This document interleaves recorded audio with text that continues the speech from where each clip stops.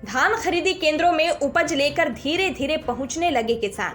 तहसील क्षेत्र लांजी में किसान गर्जना का असर पड़ा बेअसर। जी हां, तहसील क्षेत्र लांजी में किसान धीरे धीरे धान खरीदी केंद्रों पर अपनी उपज लेकर पहुंचने लगे हैं। बता दें कि विधानसभा चुनाव में 3100 रुपए क्विंटल से समर्थन मूल्य पर धान खरीदी की घोषणा के 1 साल बाद भी समर्थन मूल्य नहीं बढ़ाए जाने पर किसान गर्जना संगठन के बैनर तले सोसाइटियों में धान नहीं देने की बात कही गई थी। परंतु धान खरीदी 2 दिसंबर से शुरू हो चुकी है, जहां 2 दिनों तक तो किसान खरीदी केंद्रों में नहीं पहुंचे थे, परंतु तीसरे दिन किसानों की उपज लेकर खरीदी केंद्रों में आमद होने लगी, जिससे लांजी तहसील में किसान गर्जना संगठन द्वारा 3100 रुपए समर्थन मूल्य पर धान की खरीदी की मांग को लेकर किए जा रहे धरना प्रदर्शन का असर अब बेअसर होता दिख रहा है। दूसरी तरफ क्षेत्र के विधायक राजकुमार कर्राहे ने किसानों से अपील करते हुए कहा कि वे अपनी उपज लेकर मंडी अवश्य जाए। भाजपा सरकार हमेशा किसानों की हितैषी रही है और लगातार समर्थन मूल्य को लेकर उनके द्वारा मुख्यमंत्री से हर मंच पर चर्चा की जा रही है। शीघ्र ही धान के समर्थन मूल्य पर सरकार द्वारा किसानों के हित में फैसला लिया जाएगा। कोचिया व्यापारियों का धान जमा हो रहा केंद्रों में। अरविंद चौधरी। जी हां, किसानों द्वारा खरीदी केंद्रों में धान जमा करने के सवाल पर किसान गर्जना संगठन के प्रदेश अध्यक्ष अरविंद चौधरी ने कहा कि लांजी के खरीदी केंद्रों में जो धान बेची जा रही है वह किसानों की न होकर कोचिया व्यापारियों की है, जो छोटे किसानों के नाम पर स्लॉट बुक कराकर धान खरीदी केंद्रों में पहुंचा रहे हैं। श्री चौधरी जी ने कहा कि भाजपा द्वारा किसान गर्जना संगठन के किसानों के हक में किए जा रहे सार्थक प्रयास को दबाने का प्रयास किया जा रहा है, जो सफल होने वाला ही नहीं है।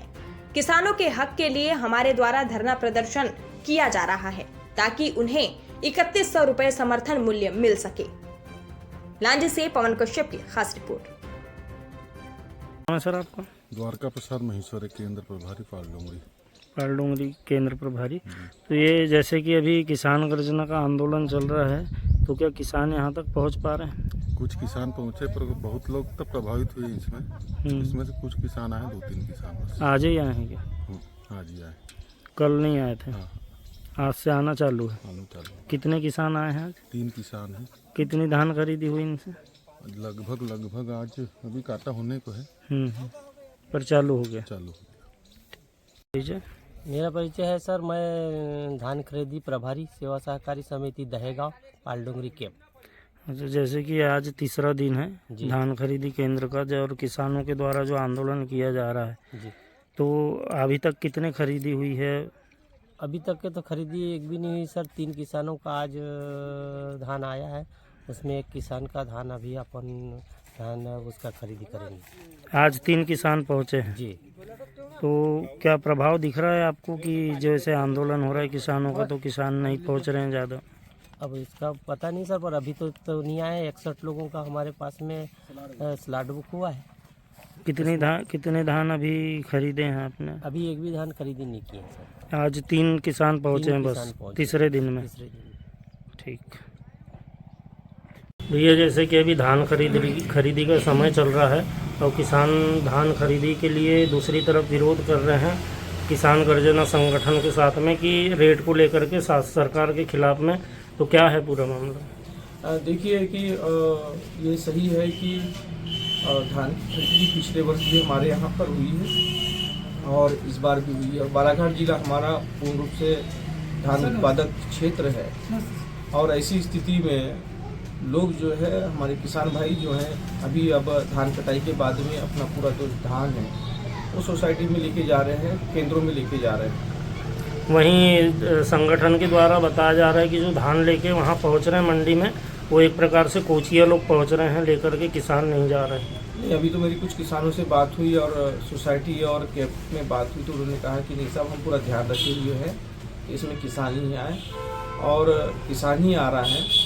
अभी कोई ऐसा खबर हमको नहीं मिली है कि जिसमें वहाँ व्यापारी पहुँच रहा होगा, लेकिन हम किसान गर्जना जो कि इस मामले को लगातार, किसानी की मांगों को लगातार उठाते रहती है, उनकी बात को भी हमने ऊपर माननीय मुख्यमंत्री जी तक पहुँचाया है कि हमेशा जो है किसानों की जो गंभीर समस्या रहती है इसको लेकर संघर्ष करते रहते हैं, लड़ाई लड़ते रहते हैं और निश्चित तौर से 3100 रुपये प्रति कुंटल का जो हमारी सरकार का जो वादा था उसको हमारी सरकार भी समय रहते धीरे धीरे करके करेगी, लेकिन उसको करने का माननीय मुख्यमंत्री जी ने आश्वासन दिया हुआ है कि हम इसको धीरे धीरे करके बढ़ाएंगे, और हो सकता है कि संभावना है कि सत्र में भी हमको कुछ देखने को मिल सकता है। जैसे कि अभी धान खरीदी हो रही है भैया, तो उसमें पुराने रेट से ही खरीदा जाएगा कि अभी रेट बढ़ेंगे सरकार की ओर से?